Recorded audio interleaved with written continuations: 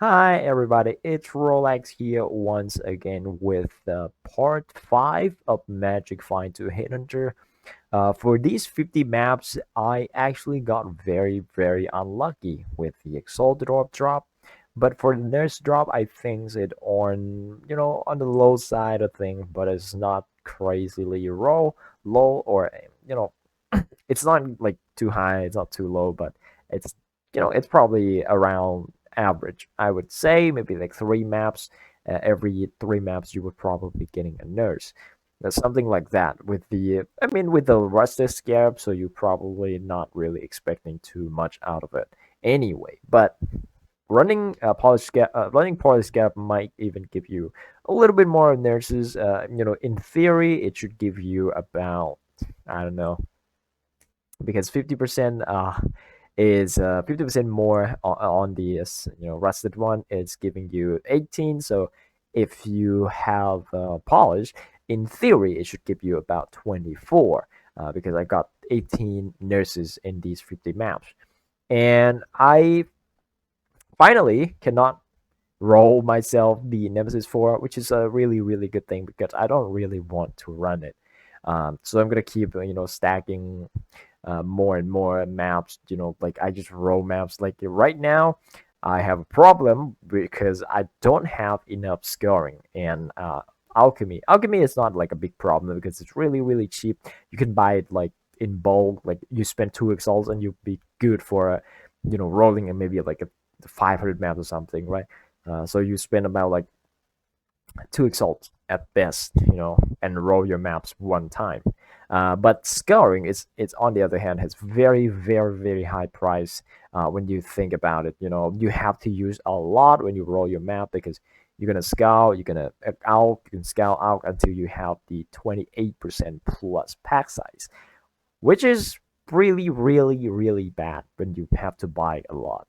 So I bought it about like 2 exalts, but I think in the next part it's probably gonna be even more because I had in my stash about like maybe like almost 1,000 before I bought that 2 exalts extra. So in total, I roll my map.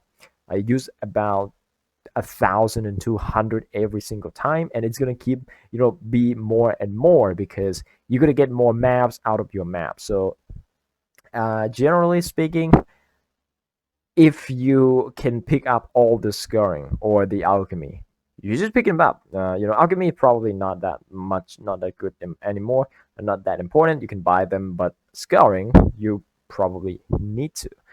And we'll go into the results pretty quickly because 3 minutes. And yeah, I think I've been pretty unlucky with whatever drop. Right, as you can see, I only got two. What is it? Two Chevron. In last patch, in the last part, I think I got like 4 or 3 or 4 or 5 of them. I don't even know. I got 3 Venters though. This is like really good, and I got 3 Gladiator. The Brass Dome, which is some of them roll maximum resistance for 5%. So they sell for about like 100C. So I just split them here because this one is max roll. Both the damage taken and the gain extra. So it's pretty good. I got a Divine Teardrop, another Sudden. It's not Sudden Touch. It's what is this thing? Something Gentle Touch, right? Asina's Gentle Touch.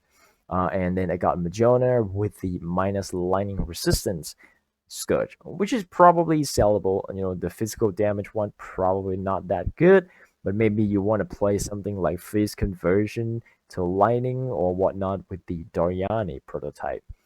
Sort of that thing. And this thing, it's very cursed. As you can see here, 38% reduced rarity of item 5. I think this is cool. It's just deleted on stream.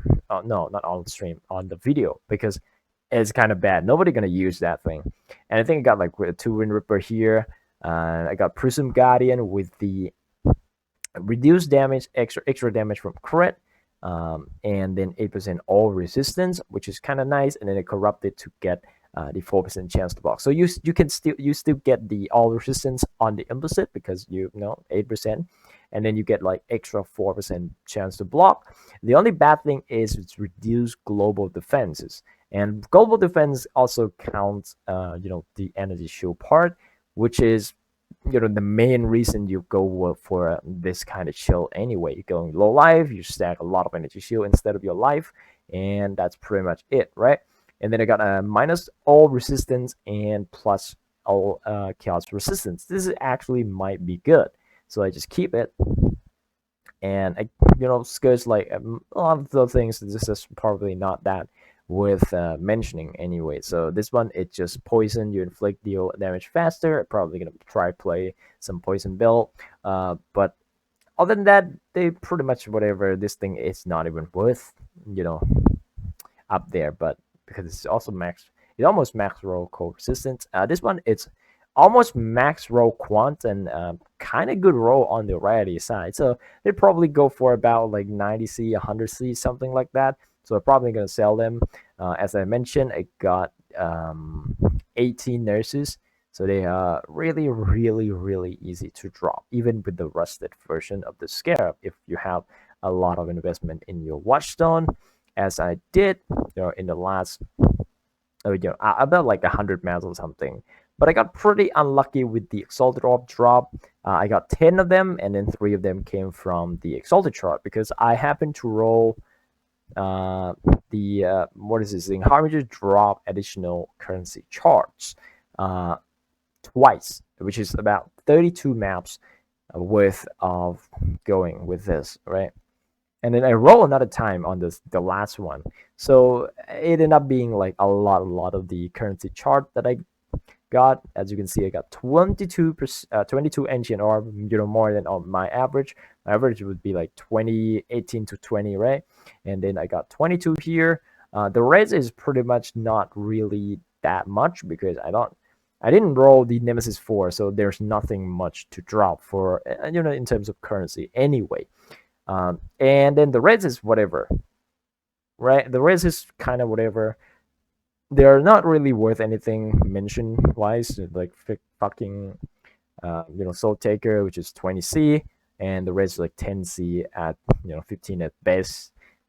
So there's nothing much to talk about in this video, and I actually gamble with the Wretched. As you can see here, I have a lot of Wretched, right?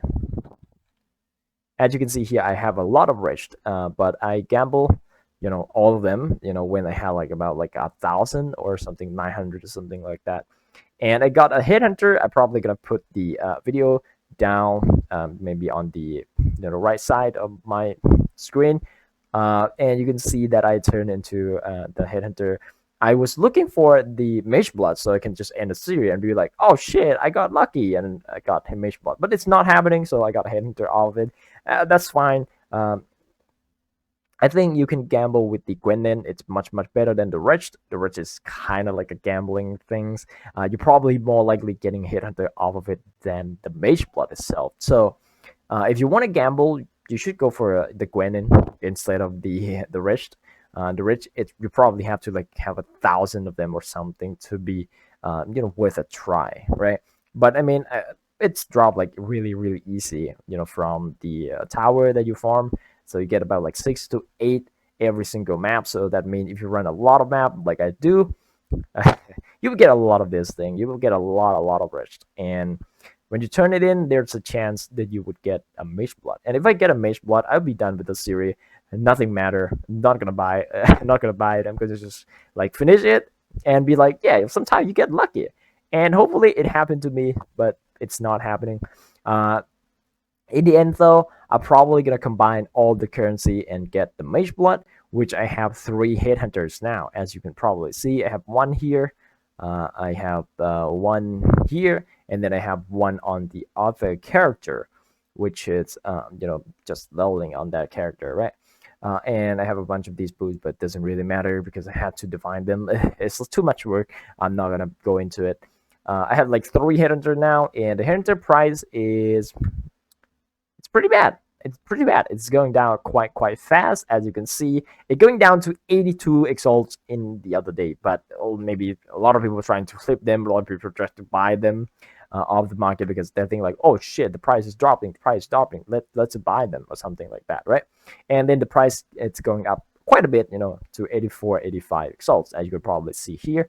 So yeah, the inherited price drop is actually hurting my strategy a lot because, because we mostly getting currency from the nerds, right? And if we're not getting currency from the nerds, like where are we getting? As you can see here, I got 50 exalt with, like as the excellence next tell us, in 50 maps, which is like one exalt per map. I mean, that's kind of okay, but it's not really that good. I would say this, it's not really that good. I would say this because I spend so much currency.